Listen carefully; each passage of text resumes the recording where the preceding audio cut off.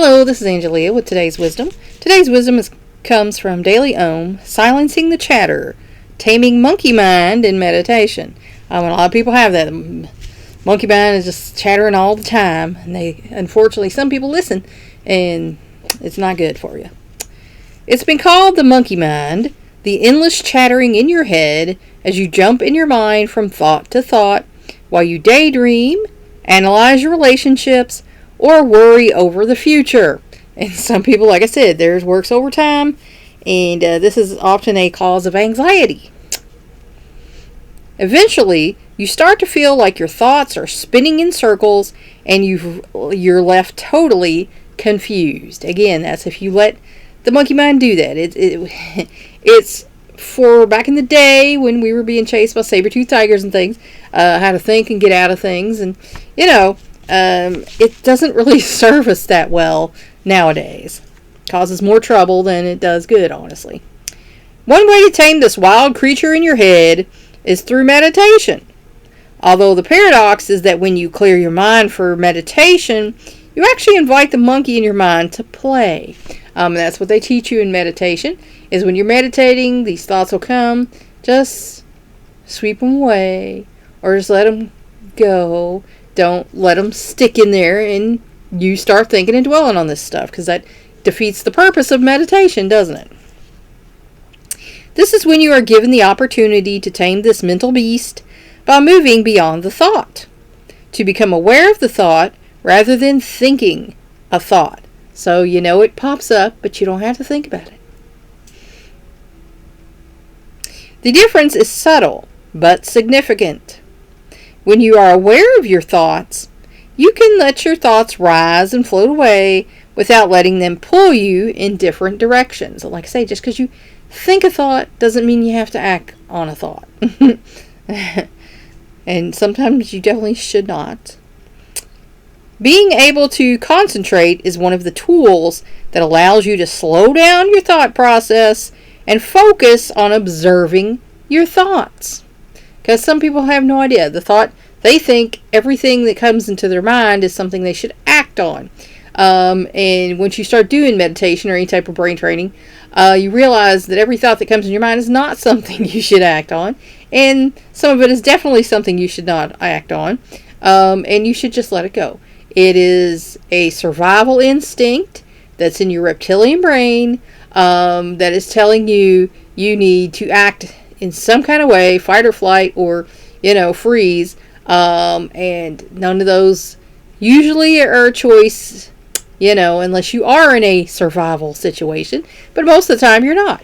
If you're just, someone says something to you and it triggers something, that's you. That's not them. That's you. And you don't necessarily have to act on something, and that's the problem with a lot of people nowadays. They think everything deserves a response and action, and it doesn't.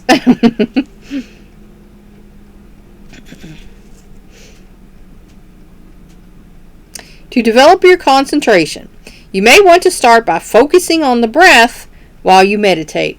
And you can just stop and listen to your breath.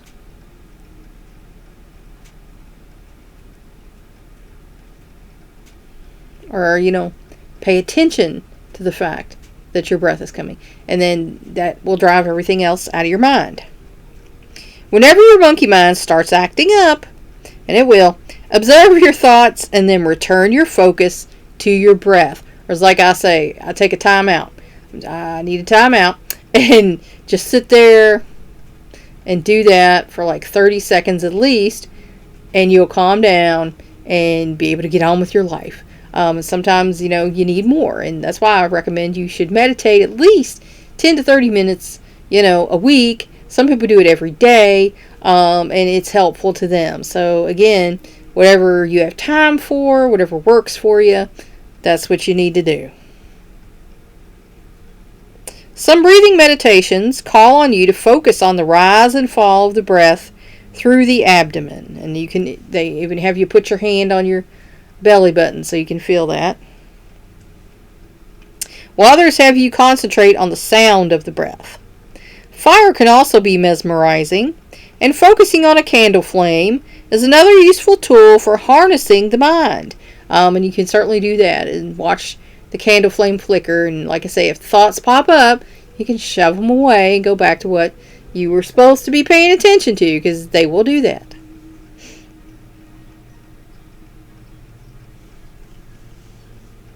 Keep the gaze soft and unfocused while observing the color, shape, and movement of the flame. And try not to blink. And of course, you're going to have to blink at some point, but, the goal is for you to, concentrate on the flame.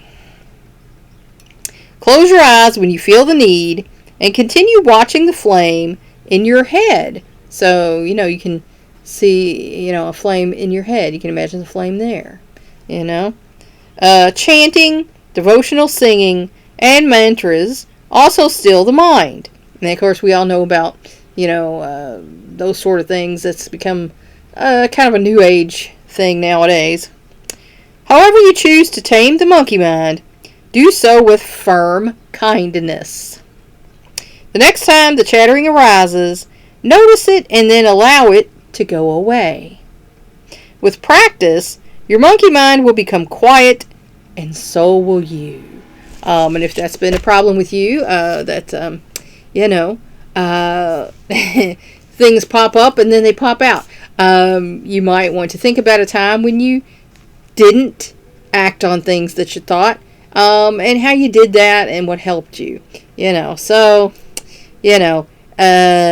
you want to silence the chatter and tame the monkey mind in meditation, just remember that's something that is good to do. And there are many different meditations. You can Google it and get a book, or, look for different ways that it works for you. Think about it. Please like and share this wisdom so we can spread it around the world. If you want to help me out, subscribe to my YouTube channel. If you want to help me out even more, go to my Patreon page and become a patron. Thanks for watching. That's all for now. Until next time.